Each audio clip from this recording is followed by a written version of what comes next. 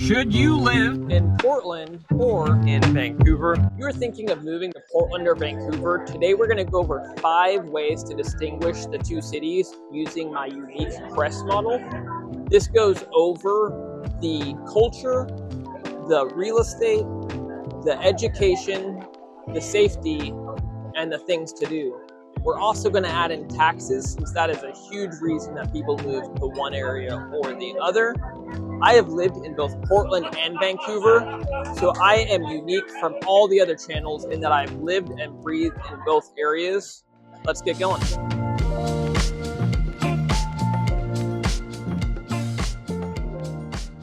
Before we start today's video, I just want to show that I got into a collision. Somebody pulled out on a stop sign about a month ago, and as some of you might know, I am a car person. That is a cool Dodge Challenger that Enterprise Car Rental, shout out to them, gave me a free upgrade because I told them I'm in real estate and I need to pull up in a fancy car. It's an anemic V6, so it's not the Hemi. You'll actually see up here, I just went to Compass Coffee, which is one of my favorite coffee spots in Vancouver. I used to live up where they actually brew and roast the coffee up in Hazeldale. So I have lived in both Portland and Vancouver. Not many agents that you're gonna click on other videos maybe, or if you've looked around.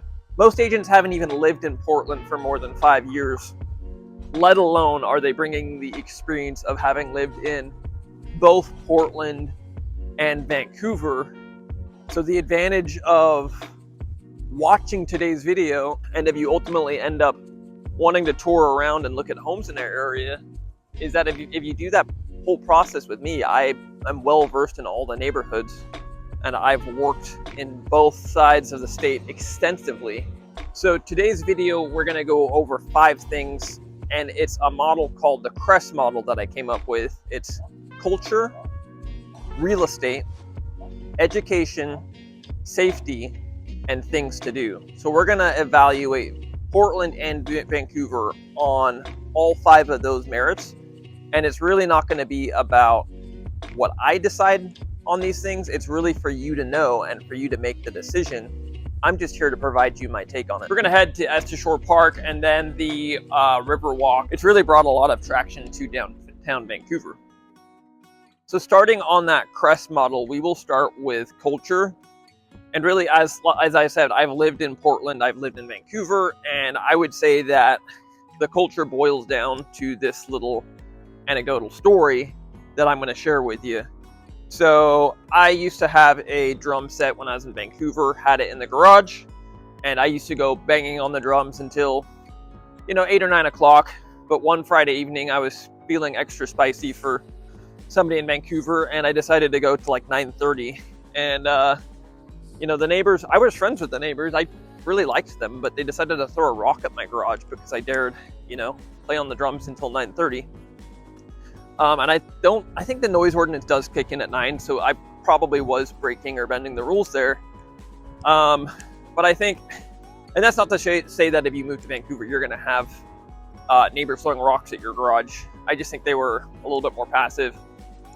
I even knocked on the door and said, "Hey, why'd you throw a rock at my garage door?" It's not that he threw the rock at the garage door. That is more just him being a passive aggressive fill in the blank. He was actually a nice guy. This is Estes Shore Park, by the way. I look past that stuff. What I really mean to say there, though, is that Vancouver is definitely a little bit more quiet, sleepy. Mind your own business. Definitely more conservative to libertarian trending. Whereas in Portland, we lived in Southeast Portland. We still own our home as an investment down there. We had neighbors with a punk rock band. Also, it just seems like I'm tattling. I'm not the type of guy that just tattles on my neighbors. Like I said, you could throw a rock at my garage door and I'm still going to try to make peace with you. I'm a fairly peaceable guy. I know that others would maybe pull out a gun or, I don't know, drop a comment. Oh, this is, I'm a car guy. Beautiful light blue Miata with a Husky poking out of it. I don't know if you see that Husky. Beautiful car though, beautiful color. Those NB Miatas, or is that an NA? It's the mini Dodge Viper look. Those Miatas are beautiful. I used to own an NC Miata. Distracted. Let me jump back into the story here and just say that we had a punk rock band for neighbors in Portland, Southeast Portland, and they would play with the garage open and bring in, like, literally our street was harder to find parking than down, like, the center of New York City. Like, it would just pack the streets out. This was a very popular punk rock band that was just playing out of their garage, very kind of grassroots. And their concerts, like, we weren't on a main street. We weren't even anywhere on a map.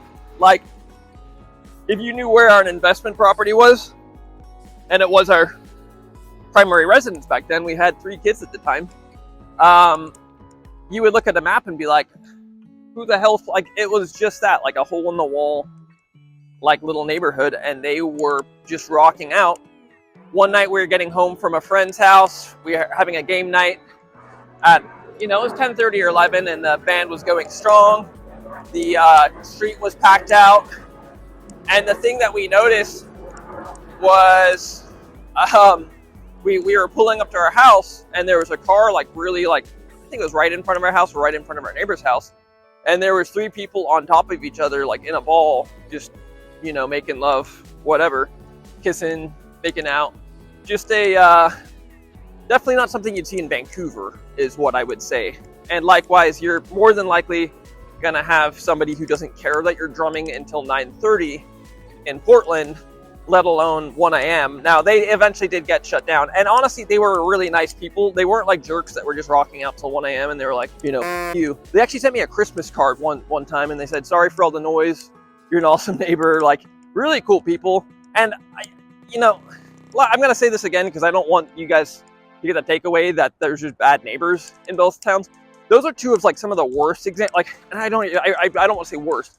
Those are 2 memories that really stick out to me about living in both areas that just seemed like worthy of contrasting as kind of a talking point to the culture.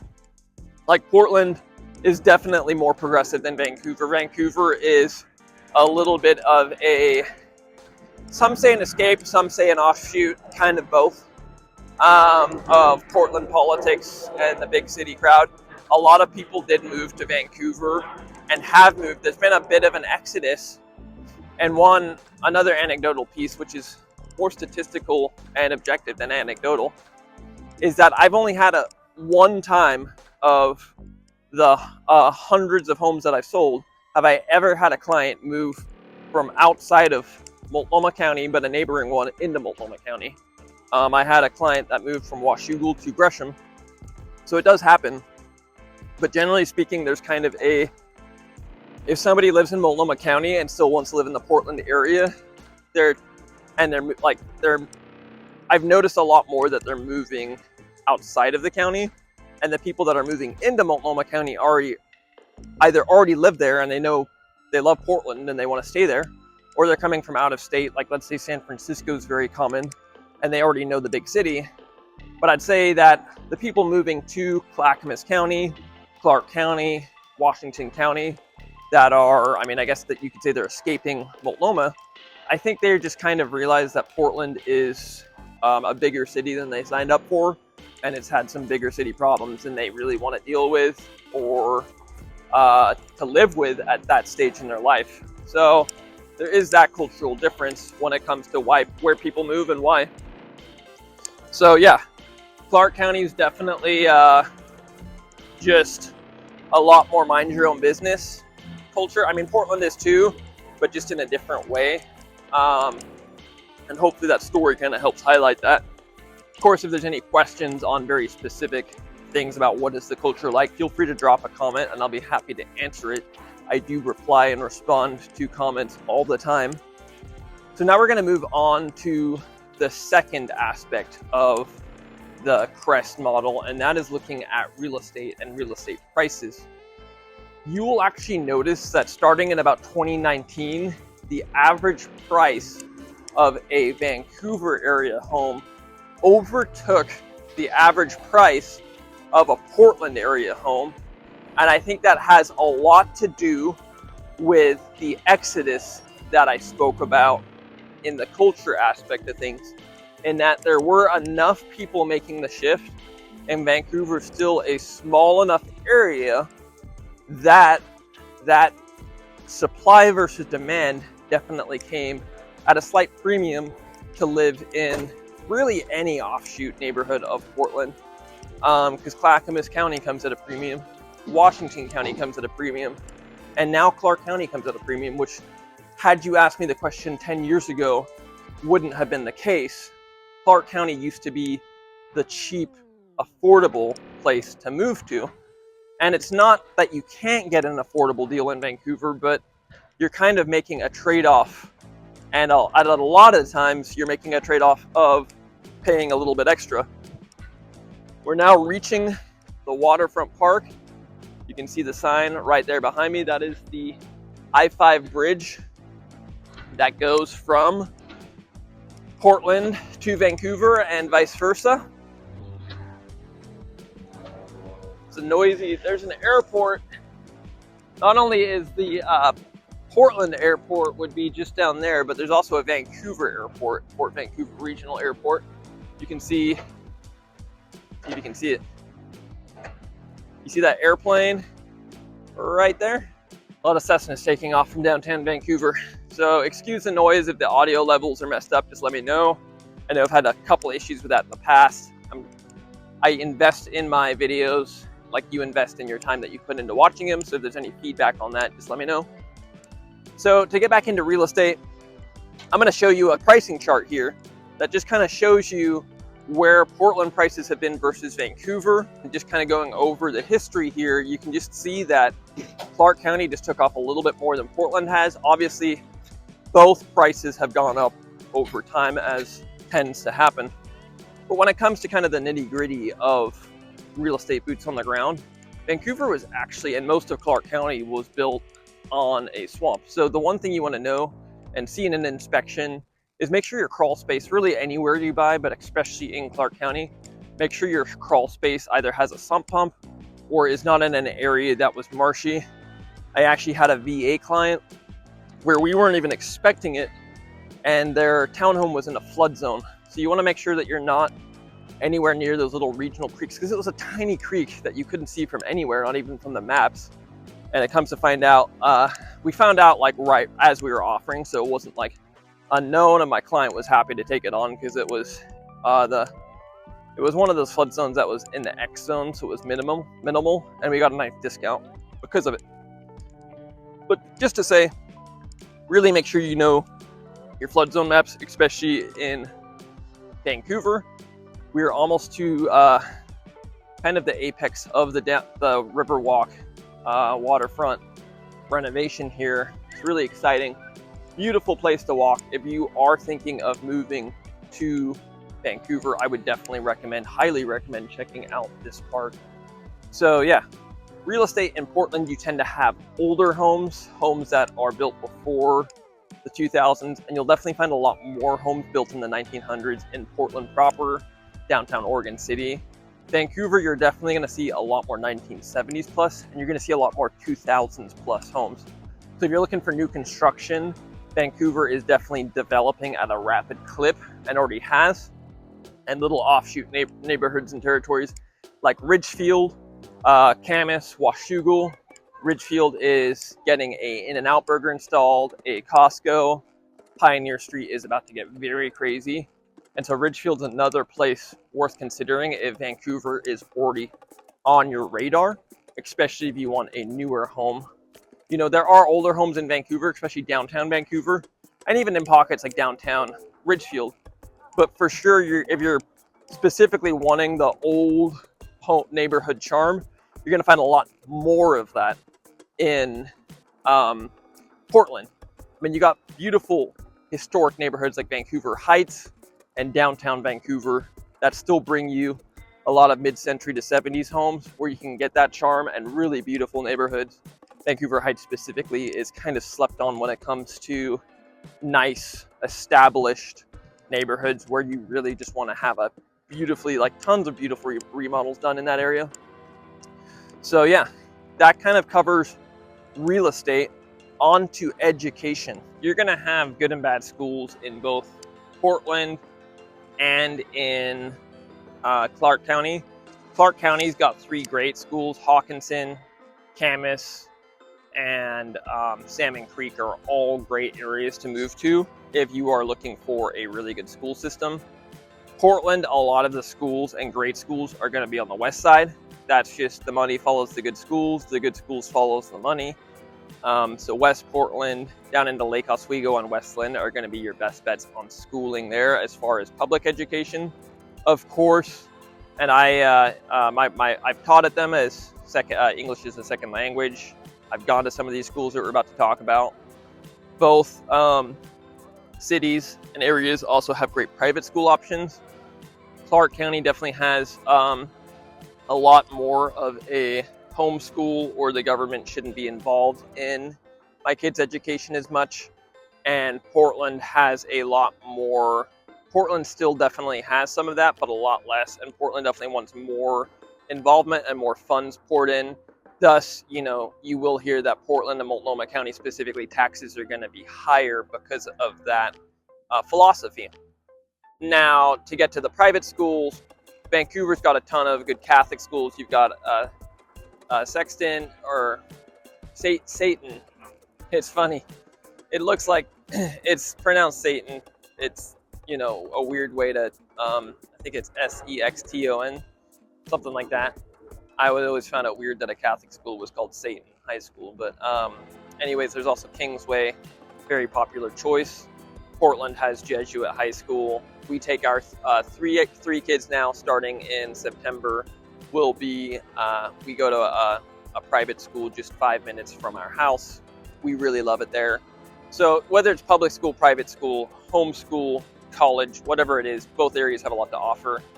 But I actually will just make a caveat there, is that Portland definitely has a lot more colleges available. So if you're moving to the Portland area to check out colleges, Portland's got some powerhouses like Reed College, Marylhurst. You've got Lewis and Clark Law School, which is just nationally recognized as one of the better law schools out there, really hard to get into. There's a ton of good private colleges in the Portland area. Clark County doesn't have, we've got like a Washington State University campus. We got a plane going overhead. Like I said, we're right next to an airport, and we got a train going by too. So if the audio is distorted here, we're just gonna pause. Portland, just because of the size of it and the fact that it's more on the national map, there's definitely a lot more colleges available to choose from in the Portland area versus Clark County. Like I was saying, Reed College, Lewis and Clark, Marylhurst. Newburgh, you've got George Fox University. So there's definitely a lot more college options when it comes to Portland. My wife and I actually met at a private college at the base of Mount Tabor in Portland, Warner Pacific University. I mean, that's a really small college. I think like a 4-to-1 teacher to student ratio, which I really enjoyed. So from an education standpoint, if you've got kids up to 18, both areas have great places to pick. It will really depend on the neighborhood you go to though, and not every neighborhood is the same. Not every public education system is the same, for sure. Now to move on to the next thing in the CREST model, we've gone over the culture, we've gone over the real estate, we've gone over the education. We are now going to go into the safety of Portland and Vancouver. When we lived up in Vancouver, we could leave and this isn't for everywhere in Vancouver, but we could leave our front door unlocked. We were in Hazeldale, which is really anywhere north of, I'm really going to say like kind of the 70th. And Vancouver streets are weird that they're both numbered north-south and east-west. But anywhere really north of that, north of 500 for sure, is going to be a much safer area. Anywhere up the I-5 corridor, just a little bit past downtown Vancouver, but definitely into Portland, is going to be a hotbed for homelessness and drugs and stuff like that.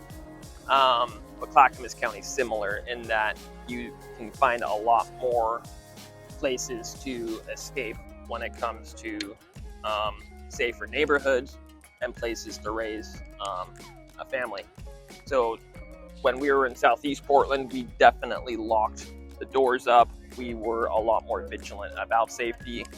There was a lot more big city things happening and big city problems happening, ranging from, you know, police activity to even gunshots out the front door, if I'm being honest. So Vancouver was definitely a super safe place. But if you're looking at like the safest place to live, surprisingly, it's not in Washington in this general area. Westland and Lake Oswego are both highly rated as some extremely safe places to live. Lake Oswego being the safest place. And it's really, say what you want, but people in that community really care about where they live. They really want to take care of it. They fund their police force very well, and that in turn helps keep everything in check for them.